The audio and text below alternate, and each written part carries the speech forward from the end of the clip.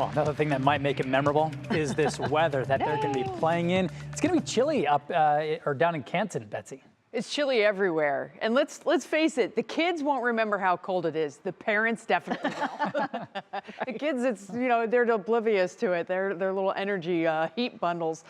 We have more cold, more wind, and yes, more snow coming down. So our weather impact alert continues through the evening and into the overnight. As a matter of fact, for some, it's going to continue through the day tomorrow.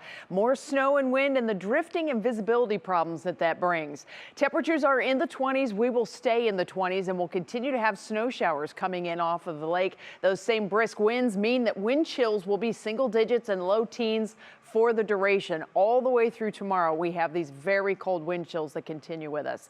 Here's a look at the radar right now. We are in snow mode, obviously. We've got multiple bands of lake effect snow. It just kind of looks like it's real wide, but if you kind of look closely, you can pick out a couple different specific bands, and those bands are actually connected to other lakes too. We do have a very strong northwesterly flow aloft in the atmosphere, and that carries down to the surface, and that is really propelling all of that moisture from the upper lakes our way.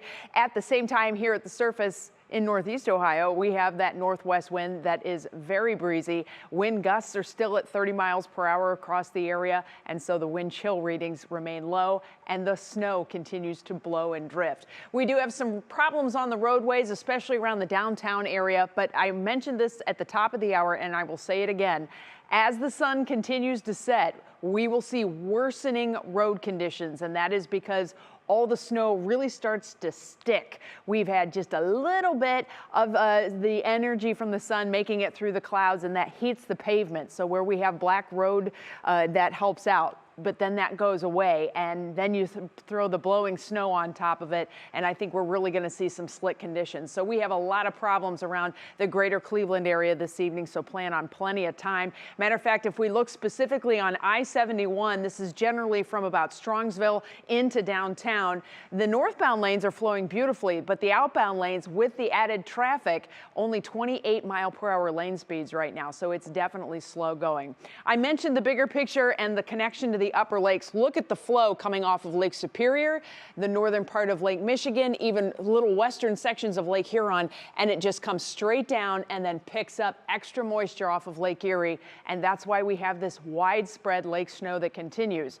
National Designer hour-by-hour forecast continues to bring that northwest flow through the area into the overnight hours. It will still be windy, and that drives the wind chills down into the teens with these bands of snow setting up. So this is not going to be necessarily a complete whiteout across all of northern Ohio, and I think overall we're going to start to see the snow winding down and beginning to shift eastward as we start to get a wind shift setting up. That being said, that Lake Huron connection is a strong one because Lake Huron is so close. We are probably going to be getting a mega band that is going to oscillate back and forth anywhere east of, let's say, Route 44 all the way into Erie, PA. This band has the potential to have very high impact snowfall rates, so very heavy snowfall rates, but since it's moving around, we're not going to get huge amounts of snow out of it. That said, we're still going to get some snow accumulations, and that snow band will oscillate back and forth overnight into the start of the day tomorrow. So if you have plans tomorrow morning, maybe you're in Cleveland, you're headed over to Buffalo or headed out to New York State or whatnot, you will run into that band as you go east, so definitely take care on that. The good news is once we get late morning, we really see a big appreciable wind shift taking place. We may have another kick of lake effect snow on a westerly band that's going to pivot out into the primary lakes, lake territory by afternoon tomorrow. But even then, tomorrow evening, all of that is done, and then we're finally over all of this lake effect. So how much more is coming? Well, a lot of it depends on how long these bands persist. You know that's going to be the case. So we're just going to go with a widespread inch, maybe 2. Where we get those bands persisting, we're probably going to get upwards of 3, and we might even get more.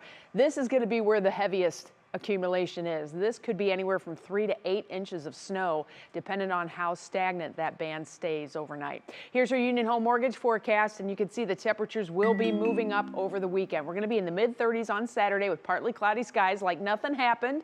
Clouds and sun for Sunday. Rain back in the forecast on Monday. We'll continue with a rain-snow mix on Tuesday, and cooler temperatures look to settle back in by the middle of next week. Behind that winter weather advisory, next weekend weekend, we're looking with temperatures in the 40s. Back to you. How about that? Yeah, that is quite the jump. Okay, Betsy, thank you.